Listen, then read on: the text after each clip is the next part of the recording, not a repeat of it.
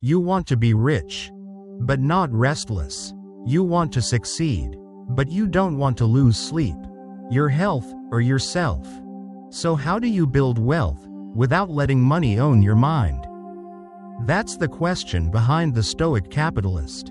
Most of us chase financial freedom because we think it will finally let us relax.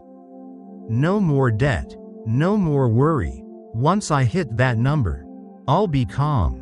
But if you've ever raised your income and still felt stressed, you already know. Money doesn't automatically create peace. Sometimes it magnifies anxiety, because now there's more to lose. So what if we've had the order backwards? What if peace of mind isn't the reward of wealth, but the foundation for building it wisely?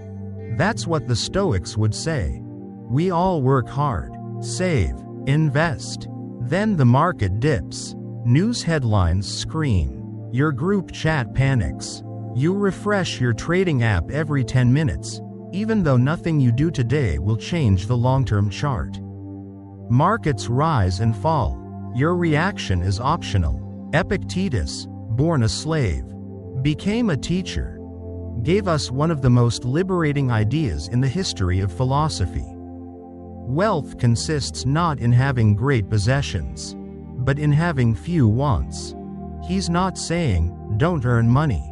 He's saying, if your wants always outrun your reality, you'll feel poor no matter how rich you get.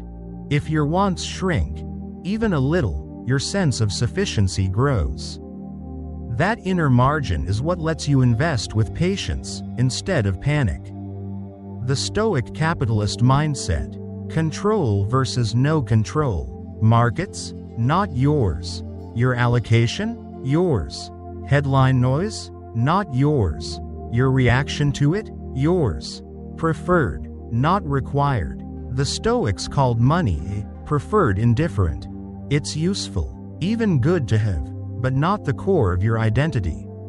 Lose money, you're still you. Premeditatio malorum. Before investing, imagine the crash. Imagine losing 20%. Imagine a layoff. How would you respond? If you rehearse calmly now, you bleed less fear later. Inner scorecard, outer scoreboard. Are you following your plan, or chasing someone else's gains? Amor fati.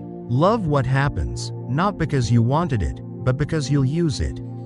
Even setbacks become raw material for wisdom. Patience. Better strategy. Let me introduce Linda. She's 38, works remote, has 2 kids, invests what she can in index funds. In a good year, she checks her portfolio once a month.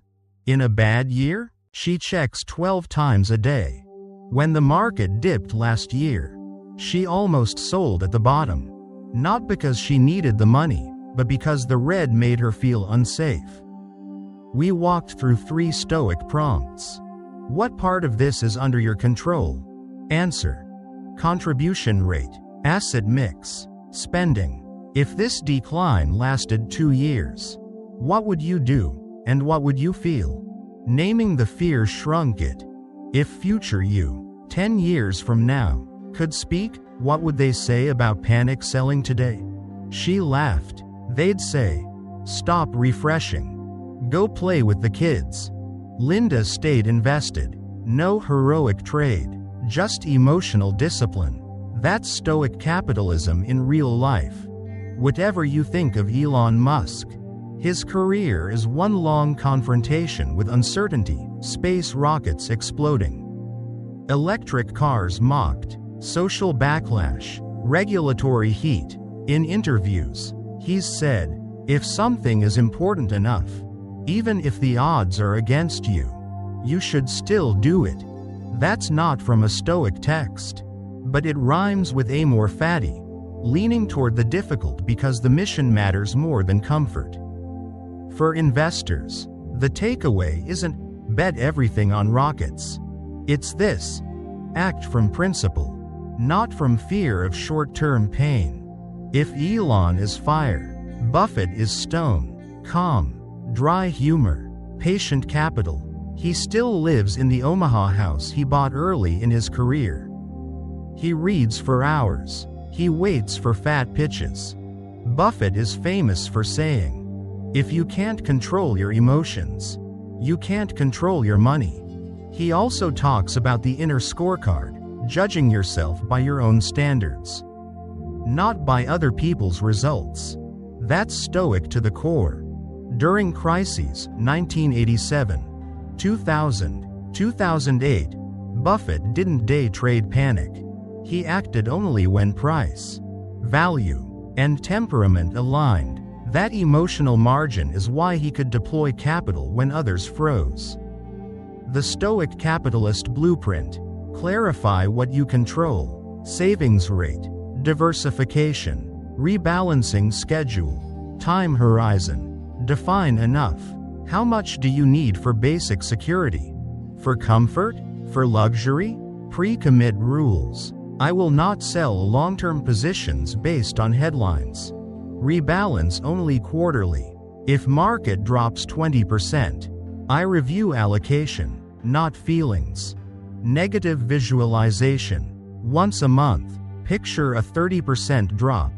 Picture a job loss. Picture delayed goals. Now rehearse your response. Cut expenses. Pause extras. Stay invested. Gratitude audit. Count non-financial wealth, health, community, skills, time. Stoic mini exercises you can use today. 60-second market reset. When you see red numbers, exhale long. Say, "Not mine." Say, "Mine." The 3-account view. Money capital, skill capital, character capital. If markets hurt money capital, skill and character keep you going. Epictetus. It's not what happens to you, but how you react to it that matters. Seneca. It is not the man who has too little, but the man who craves more. Who is poor? Marcus Aurelius. You have power over your mind, not outside events. Being a Stoic capitalist doesn't mean rejecting money. It means refusing to trade your sanity for it. You still invest. You still build. You still chase big dreams, maybe even world-changing ones, like Musk. But you anchor yourself like Buffett, measured, patient, unshaken. Because wealth without wisdom is fragile. Wealth with a Stoic mind lasts.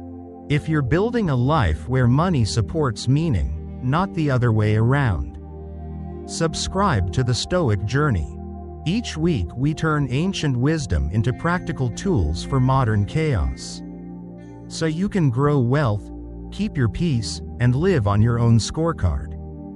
See you in the next video.